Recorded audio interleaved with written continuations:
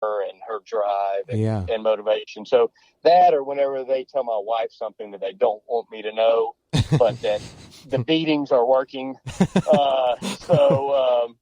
That's how I always, tell people. I had a buddy that, if a kid lacks motivation, don't tell them, show them. My buddy was talking about his daughter is really fast, on cross country, but she's having a problem with motivation. And I was like, well, what have you done to show her? What have you done, rather than just talking it? He's like, well, I'm not as fast as her. I can't run with her. I was like, you don't have to be as fast as her. Let her see you run a 5K and throw up it. Let her see that you put all your heart into something and everything, and then she'll know. So that is one of the things that makes me feel accomplished. The other thing is whenever someone contacts me who recently got a prenatal diagnosis of a disability, and we'll talk, and I'll send them stories and check on them occasionally. And most of the time they have the baby, and I'll, say, did a light click? And like, no, not yet. Yeah. But it never fails. Within a few months, they'll, post pictures of them on a vacation with the baby, or them hugging and cuddling with it and everything. And I'll contact them, or they'll contact me, and they're like, yeah, it finally happened. So walking somebody through that, and if they can get that light to come on one day sooner than it would have, without me, that's the biggest accomplishment. For sure. Accomplished. Yeah. That's awesome. So, can you kind of tell me about the relationships you've gained from doing this with the Paisley's Angels, right? Ainsley's Angels. Okay. Yes. Okay. Yeah. Dude, I don't even know where to start. Just the stories of people I've met and lessons I've learned, and the people that I never would have gotten out of my circle to meet. A couple of funny stories was the first time I pushed adults. Yeah. And I'm at the starting line with a young man, Jerome, who's mentally challenged. And his parents and caregivers are over on the side, and we're singing the national anthem. And it comes to the, rockets, red glare, the bombs bursting in air, and Jerome's standing up singing at the top of his lungs. And awesome. Says the rockets, red glare, the bombs bursting in air. He goes, boom, and throws his arms way out in the air. And everybody turns around and looks at Jerome. And I'm like, man, maybe I should tell Jerome, hey, tone it down a little bit. Yeah. But it dawned on me right then, that as many sporting events as I've been to, and, singing the national anthem at, military, I'd never sang it with as much passion as Jerome did right then. He was feeling it. Everything. He was so pumped up. Get after it, Yeah. And with that chair, you have to lean it back to turn. And every time we would come up to a turn, I'd lean him back, and he'd throw his arms out and, get scared that he was tipping over backwards. And we come up to the first turn, another turn. I was like, hey, Jerome, I was like, I'm going to have to tip you back and make this turn. Oh, don't do it, brother. Don't do it, brother. Don't do it. So, Jerome, Corey, I ran up in South Dakota, and at the end of it, Corey had cerebral palsy, and I was high-fiving, congratulating, and everything. And he said, thanks for the opportunity. I told him, and he's like, thanks, for coming. He said, I love you. Yeah. And I was like, oh, man, it's all about you, no big deal. Mm-hmm. And I got on the bus to go back to the hotel, and I thought, what kept me from telling Corey I loved him? I had trained for 20 weeks getting ready for that and thought about him the entire time of doing it, but I couldn't express myself. He went to the church that bought the chair, and I wrote him a letter when I got back, telling him that I was sorry that I couldn't open up, the way he did. And then we'll talk about her in a minute. I believe Gabby's a whole book into herself. Gabby's was a high school cheerleader in Tennessee with cerebral palsy, and we've run a lot of races together, she and I. A lot of good stories. Yeah. So I liked how you said just a few minutes ago, how you were talking about that you're not just your daughter, but even all these people, how they are teaching you more than you actually teaching them, right? And yes.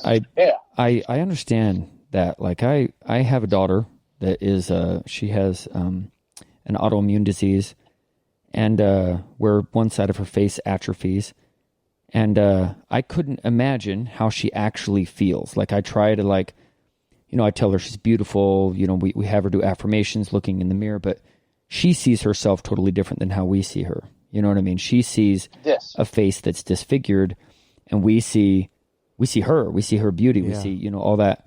And it's interesting how it can teach us so much, and we don't really know exactly what they're going through. So I sometimes feel like we can't actually teach them everything. You know what I mean? Yeah. Because I don't have that personal experience. And it's really interesting. I liked how you said that. Yeah, there's a level of toughness that they have that you can only get by going through that. Yeah. Right. I get a cold and I am done. I am in the man bed. cold. Yeah, bring me everything. I like to brag that I'm tough and I can do endurance events and work outside and do whatever. But I mean, if to fight back through what you did, Shane, I don't know that I could do that. You could. So I have confidence that you could, because you have that no days off attitude, and you're always getting after it. So I feel like you would definitely be able to come back from a brain injury. Yeah. I've said this before on a different podcast, but you never know how strong you can be until being strong is what you have to be. Yeah. It's a Bob Marley quote. Exactly. That's what, there's another person I met, Sharice Hillard, in South Florida. And I got invited to come over and run in a race, and they were going to have somebody for me to push. And they said that her mom was really fast, that last year she'd won the women's division. And in my mind, I'm like, well, why am I pushing, her daughter? Other than maybe she was supposed to blow the doors off and win. And so we went over, and I had Paisley. And so that day of the race, she said, would you mind if I push Kayla? And I was like, no. I was like, that's stupid. You already do it. Yeah. Everything. So she and I, lined up, and I ran with her and kind of taught her some of the techniques that I use, and because running with like a chair, leaning back and stuff. Yeah, swinging one arm when you need to, using both hands uphill. It's just, there's not a book on there's not a coach on how to do this. And so we come up, about the last quarter mile, and I had more in the tank. So I'm like, do I take off and, win this thing, or do I, first race, kind of hold back and watch them win and everything. So with the finish line coming up, I was like, hey, go get it, and she took off, and her and Kayla won the race. And she's gone on to organize all types of, races. That's and awesome. Run with Kayla. That's cool. So to be, there with her on that first thing, but she is super tough. She makes fun of me all the time because she'll post videos of Kayla, and I'll cry and send her, and she tells me I'm the wimpiest tough guy she knows. So, yeah. So I want to ask you, what has been the hardest lesson you have had to learn? Because it sounds like being involved in what you're doing, you can learn a lot of lessons. Yes. The hardest one is, the biggest one with Paisley is that everything happens for a reason. That you grow up with an alcoholic father, you can perpetuate that and carry it with you, or you can learn, the lessons of what not to be. Right. You have a boss, who maybe, talks the talk and doesn't walk the walk. Well, whenever you get into a position of leadership, you have the option of, continuing it or learning the lessons that you didn't like about you can learn the biggest lessons from people you don't agree with or share the same worth ethic. Mm-hmm. Yes. Everybody, to me, it's binary. Pretty much everybody I meet, and they're a 1 or a 0. You're either an example of somebody I want to be, or you're somebody that I use as an example of what I'm not going to do. That reminds me of something John said on a podcast that about his father and what he learned from him. Can he kind of tell that story? Yeah. So basically, I hadn't even seen my dad for a while at this point. Went down, saw him. He's like, I had 5 girls at the time. And he's like, how did you turn out? How did you even, you're married to a beautiful woman. You have these beautiful daughters. Like you're still married. You're not divorced. You're not addicted to anything anymore. Like, how did you do that? And I said, well, you want honesty. I had the perfect example of what not to be, and that was you. Yep.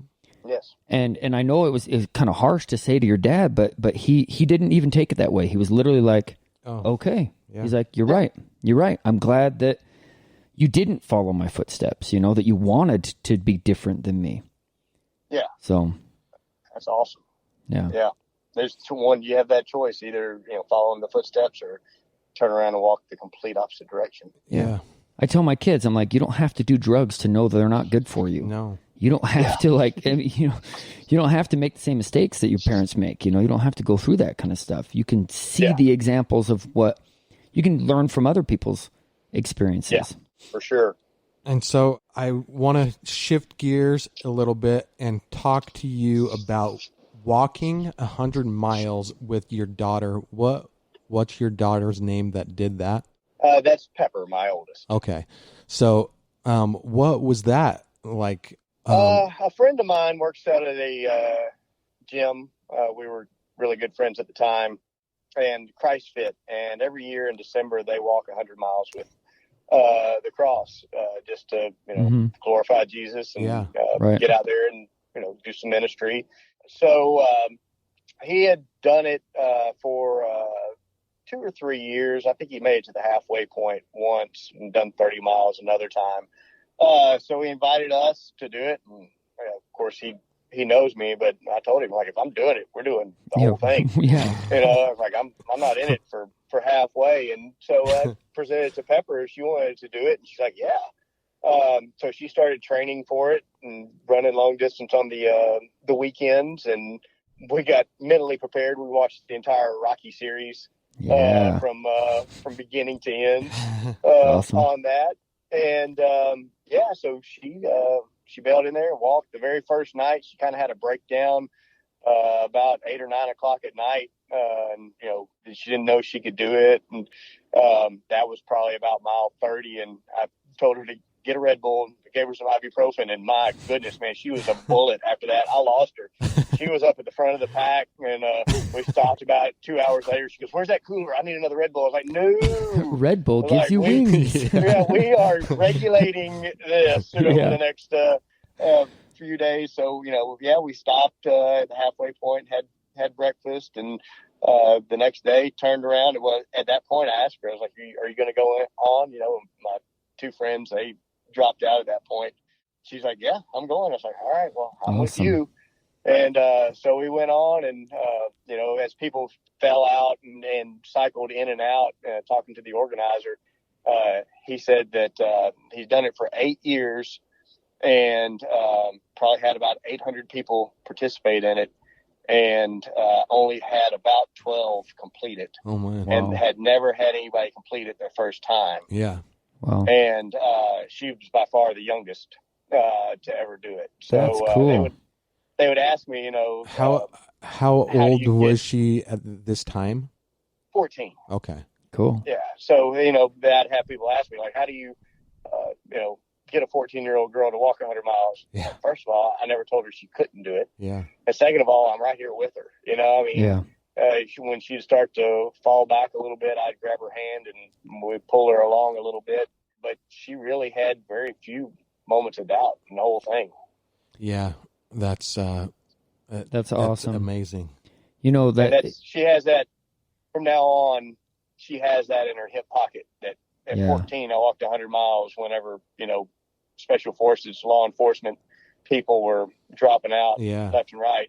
So that mental toughness that she can carry with her on everything. She can always have that in her back pocket. Anytime that there's something hard, which there will be. There's always going to be hard things to go through in life. Now she can pull that out and say, well, I did this. Yes. And I know I can do this next thing that's in front of me. Yeah. Because that's a lot of things with the long distance running that I can apply to work and life and everything, because I've been through it, out on the road. If I can go do it there, I can do it in this situation. So I wanted her to have that. Yeah. Right. I like how you said that the best way to get somebody to do something is to be there right with them. Mm-hmm. That is a super important lesson for all of us. If we really, really